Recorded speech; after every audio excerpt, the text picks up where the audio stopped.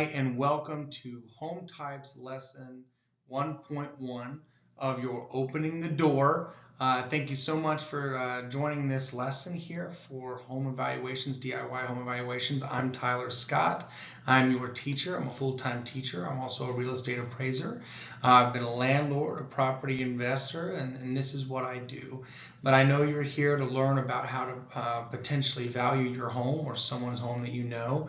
So let me dive right into it. Okay, let's see here. Moving on, what types of homes? All right, so let's make this easy. These are the types of homes we're going to be going over in this grand slide here. I know we're just adjusting to ourselves. We are adjusting ourselves to real estate, but we have to find a way to recognize what type of home we're evaluating or trying to get a sense on. So we're going to be going over a ranch, colonial, bungalow, Cape Cod, bi-level / tri-level, multi-level, Tudor, historical, and Victorian. We're going to go over all these in that order, and then we're going to have a brief synopsis. So let's get started. All right, the ranch home. I don't want to read it to you too much, but most people hear ranch and they immediately think themselves a farm or Yellowstone or something of the sort. Like you got to have cattle or you got to have chickens and coops. And that's not what ranches are, okay?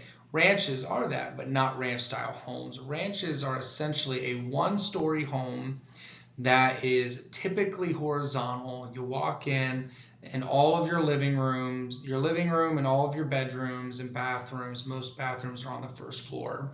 There is no second floor of living space. That is a ranch home. It typically also is above 1,200 square feet, but we'll get into that when we talk about bungalows and the differences there.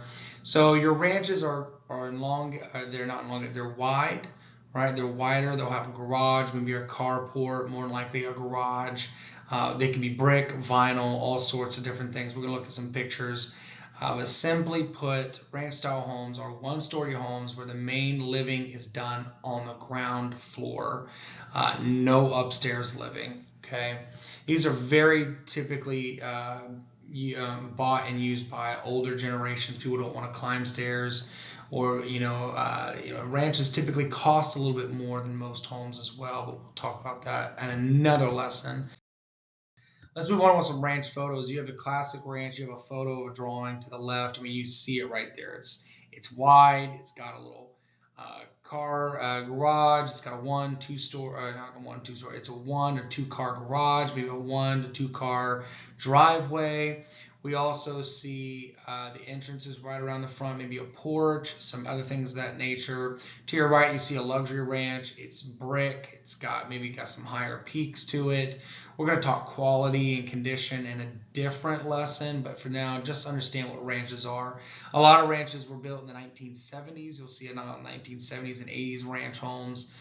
Those look fantastic, but we'll, like I said, I don't want to get too far ahead, but we've got to start. This is lesson 1.1.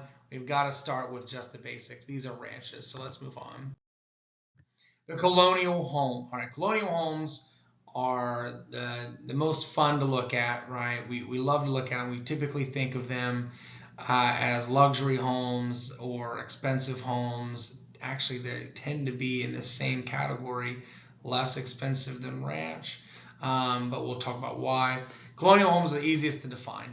Okay, they have a full second story, or a full second and third story, maybe a potential full second with a half a third, but the defining feature is that full second story. You've got the majority of your bedrooms are upstairs. You might have a master on your ground level, but if you have 2, 3, 4 bedrooms upstairs, or at least 2 bedrooms upstairs, that's not a Cape Cod. We'll talk about Cape Cod later.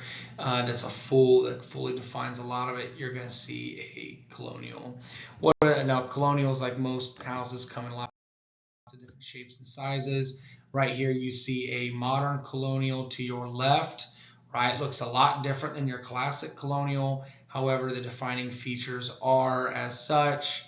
You've got the full frontal as well as a full second floor. Now on your modern colonial, you look At that front right, you might see that could be a great room, living room, dining room, could be a garage that comes in from the left to right, could be a master bedroom, doesn't matter. Behind it, you see all the living space on the upstairs, and you see how square it is.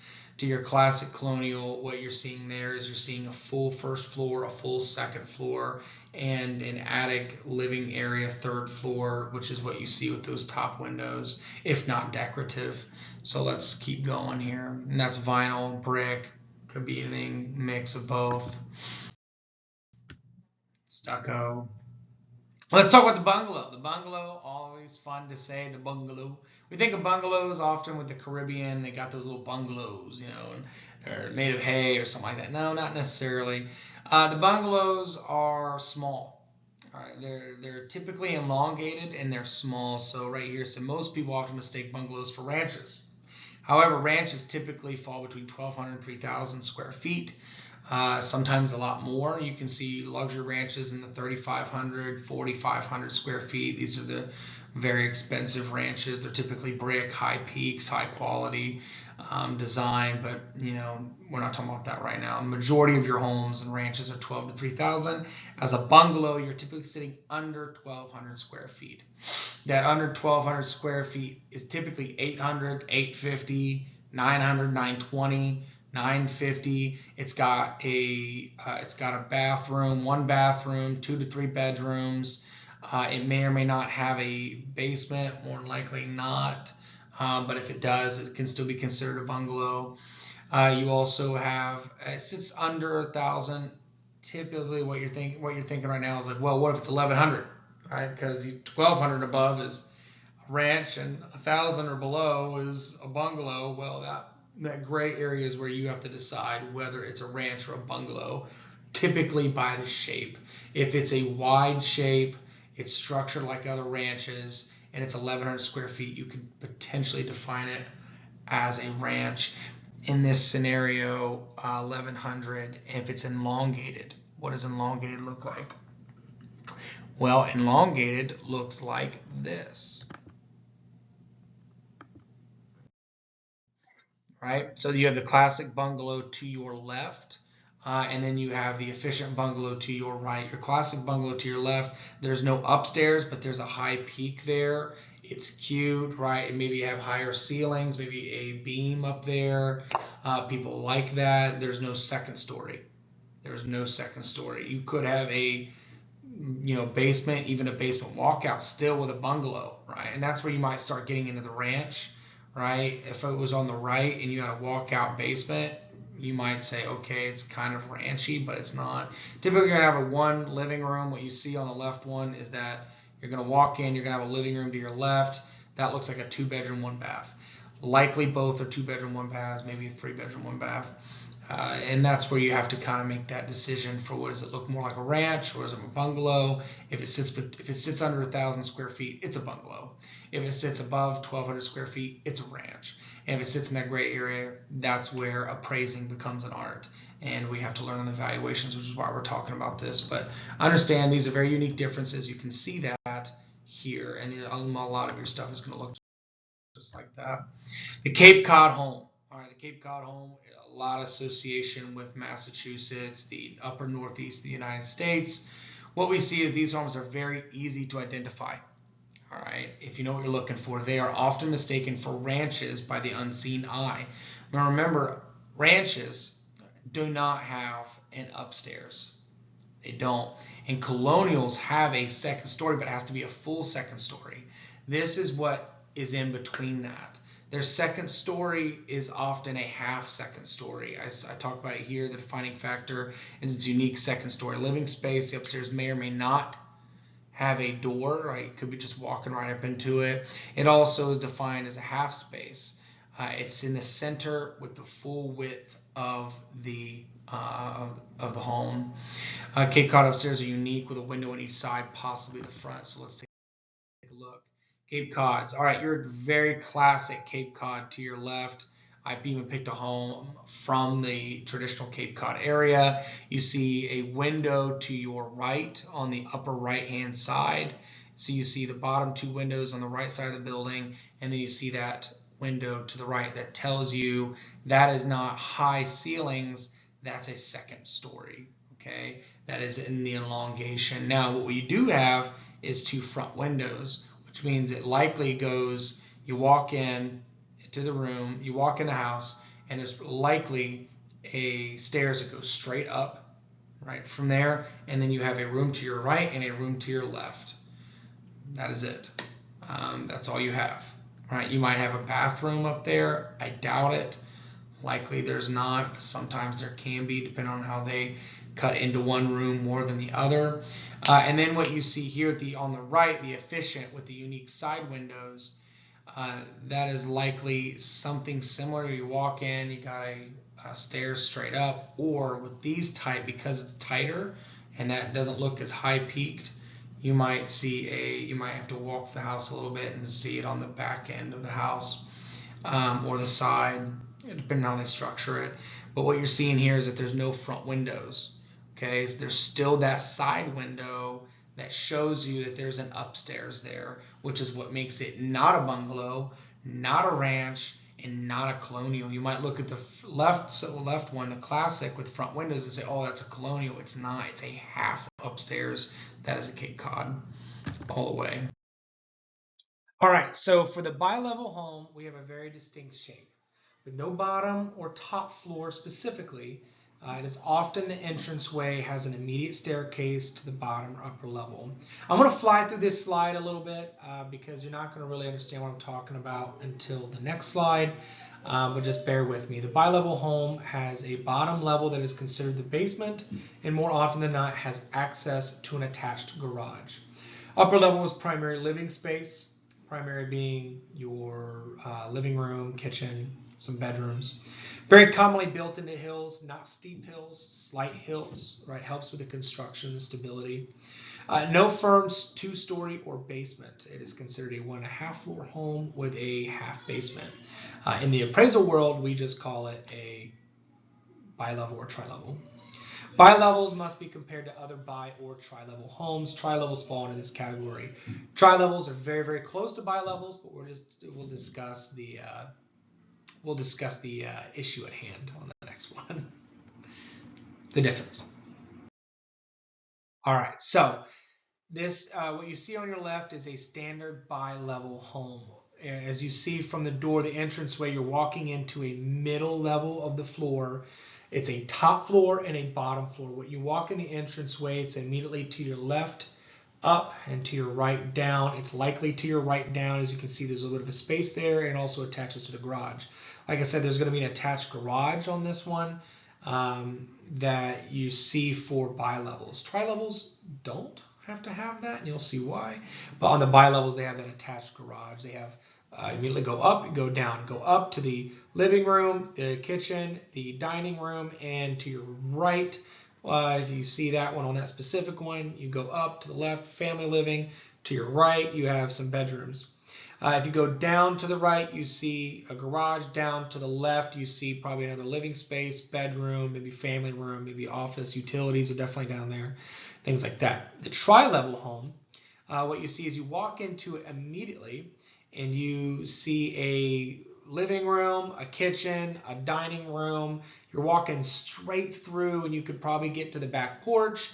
And then between your front door and your back door, you see on your left a little separation of stairs. One goes up where it goes to the bedrooms, your master bedroom, maybe two other bedrooms across the hall. And then if you go down, you go to probably a living space, a family room, game room, office, living space, probably a bathroom down there, all sorts of things. But here's the difference. The bi-level, 1, 2. A tri-level, 1, 2, 3.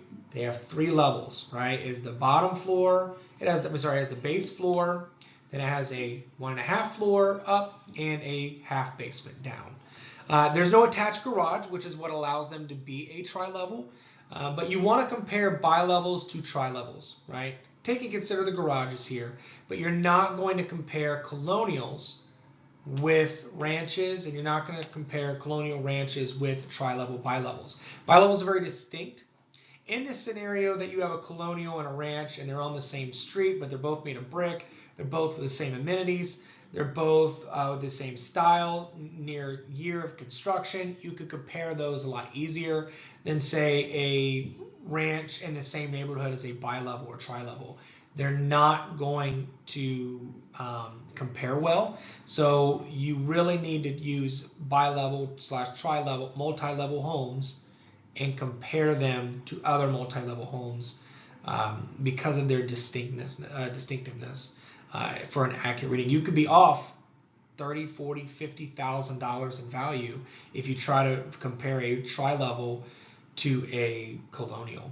All right, it's just not going to be that way. It's going to be very, very off range. Now, if they both share like a beach line and they're both on the beach, maybe, right? Maybe you gotta, every scenario is different, every home is different, every comparative analysis is different, every appraisal is different, every home valuation is different. But in this specific scenario, for 95% of cases, bi-level, tri-level, compare them with only each other, which is why they're on the second half of this. Alrighty, and the Tudor homes are unique in presentation, condition, and quality of property. They are English British style homes that carry with them certain distinctive features, mainly stucco and wood beam exterior, slanted archways, emphasis on fireplaces, and traditional colonial style compartmentalization of rooms, meaning no open concepts.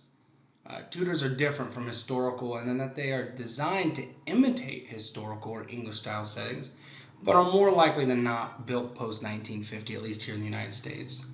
If you have a Tudor home and you're in the UK or Britain, you're probably looking at a legitimate Tudor home in Britain. So, but what we're looking at here is, as a Tudor home, there are some significant qualities that stand them out, and you'll see when we look at the photos. The biggest thing here is that you need to take away is recognizing the Tudor home and recognizing that it's a very, very unique type of home. Once again, like the bi-level, tri-level, like the multi-level, you're not going to compare a multi-level to a Tudor. You're not going to compare a Tudor to a colonial, which is probably your biggest issue, is that you'll have like, whoa, look, I have a colonial and a Tudor, and you probably could if you had to. But someone who wants a colonial, traditional colonial, might be willing to take a Tudor home. It's not as hard-lined as a bi-level or tri-level, but it's a specific style of home. So let's get into that. All right, and for that Tudor home, you're seeing very clearly why they look different, why they're a specific style. To our left, we have the Grand Tudor. It's larger, right? You can see it's got depth too. It's not just wide; it's got depth. You can see at least, what was that, 3 or 4 windows deep, a couple archways deep. You've got but look at the main features. The top, you've got stucco with the wood beam, dividers. Then you have high arched ceilings, high archways. This is very distinctive to this. It's a higher quality, right, that goes with the Tudor per a normal Q4 or a quality 4 home. Then you're looking at, see that slant right across the entranceway? It's also on the standard Tudor. These are things, now it doesn't have to be that way, but that's going to be 90% of your Tudors are going to have that kind of unique slant right across. The biggest thing you're going to look for is brick/stone, brick, stone, marble mixed with wood beam stucco, and you're going to see high arches. You're also going to see on both, you will see the fireplace. There's fireplace, there's chimneys. There's lots of different unique designs. On the Grand Tudor, you'll see some small statues outside. You'll see probably what looks like a little breakfast nook on the right side of the building. You can very easily determine these. It looks like a 3-story building, so it's got some attic space. On this standard Tudor as well, to your right, you have 3 stories as well. Actually, I don't think I've ever been in a Tudor that didn't have a 3-story, even if it's a minor compartmentalized 3-story. There's a 3-story there. But it's the same features. It may be smaller, not as grand. However, it's got the same features. You're seeing the uniqueness of the Tudor. You can identify almost immediately, which is why you're like, okay, well, it's built similarly to a colonial style home. All right, it's got those 2 to 3 stories. They're built on top of each other, and that's true. That is true. However, it lacks the traditional colonial home. So if you're going to go and compare a property and you have no other choice and you have no other Tudors in the area within a certain time frame of sales, within a certain demographic or market, you're going to find yourself going, well, then I'm going to have to look at some colonials. Great comparative, properties that are not Tudors are brick colonials. Brick or mixed brick and vinyl colonials. These are homes that are similar, but make sure you get a very similar year, right? So you have very similar condition and quality. But we'll talk about that in a different. Doesn't matter the features. The historical home. I'm going to keep this one really short and sweet here. The historical homes are strictly defined as a home that is defined as historical by the local government and is stated as such in your deed, in your title. Okay, maybe not even the title. Sometimes I've seen historical things put on in the deed. This will have historical significance. Jesse James lived there, or someone lived in that home that is important to the community. If you're unsure whether your home is historical or not, it's likely not historical. When you bought the home, they're going to tell you it's historical. They're going to tell you what you are and are not allowed to do as far as renovations, additions, subtractions, demolition to the property, and you're just not going to be able to do certain things that you would with a normal home. You also have a plaque. Likely there's going to be a sign in the yard or a plaque on the next to the front door with an engraving about who lived there and why. So you'll know if it's a historical home. And so, but these are also very unique homes to sell. They typically go for more than the average, even though they're not as well done. But historical photos, common historical you see on the left. If you're in the Midwest somewhere, you might see something like that. Luxury historical if you're in California or on the East Coast. You see someone, very, very wealthy family, maybe J.P. Morgan owned it or something. You'll have historical significance. It's very important to understand the historical homes are not based on structure per se, and they are based on historical significance, which is why you can't look at a home and say, oh, that's historical. You have to look, even if it's old, it could be the oldest house in the entire state that you're living in. It still may not be categorized as historical, so you need to make sure that you check with your local recorder's office on that. Finally, we have the Victorian home. The Victorian style homes are rare. They're very rare in the residential world. If you come across one, it's not categorized as historical, because once the Victorian becomes historical, it's now taken over by the historical categorization. If you come across this that is not historical, then it will be defined as the following: Victorian homes have a unique architecture, typically coming with a trademark tower. Okay, you have a lot of old homes out there in America. You have a lot of colonial old homes. You have a lot of things that are maybe elongated. They're not the traditional wide colonial. You're like, is it a colonial? Is it Victorian? Well, you're going to be, if it's not a Victorian unless it has a tower. Okay, see to your left, the traditional tower peak, right? You see how it's got that little spiral up. And then to your right, you have the square tower. You don't see the square towers often outside coastal regions, but you will see them still. So there's got to be some sort of tower that defines the Victorian. Otherwise, it's likely not a Victorian. Final notes: before an evaluation can be made on a home, you first must fall into these categories. This is extremely important, okay? So you're looking at your home, you're thinking, what is it worth? I got to pay for an appraisal, blah, blah, blah. As an appraiser, the very first thing I do is I define what type of home it is. I cannot compare or even look at other comparisons or even potentially even do a cost analysis, which we will not cover in this course whatsoever. But we can't do a sales comparison approach, and we'll talk about that. We cannot try to find the value of this home without first identifying what type of home it is. You do not want to compare colonials with ranches. They sell differently. Unless that ranch is right next door to that colonial, right? You're not going to want to compare that colonial to that ranch. Okay? When we talk about sales, you could say, oh, well, look, my neighbor sold for this much. I should be able to sell for that much. If it's a ranch and you got a colonial, it's, it'll affect your home price, but it'll not replicate your home price and valuation. I'm not trying to teach you everything about appraising, obviously. That's not what my goal is here. I am attempting to get you knowledgeable enough for you to look at your own home or your family's home or someone's home and say, hey, I know where that's going to fall. I know how much that's going to be within a range. And so it starts right here. So understand these. If you have any questions, put them in the community. I appreciate all things. I'm here for you. I'm a teacher full time. I'm an appraiser, and I'm a father. And now I'm here. I'm teaching you. So let me know, and I'm here if you need me. Thank you so much. Bye.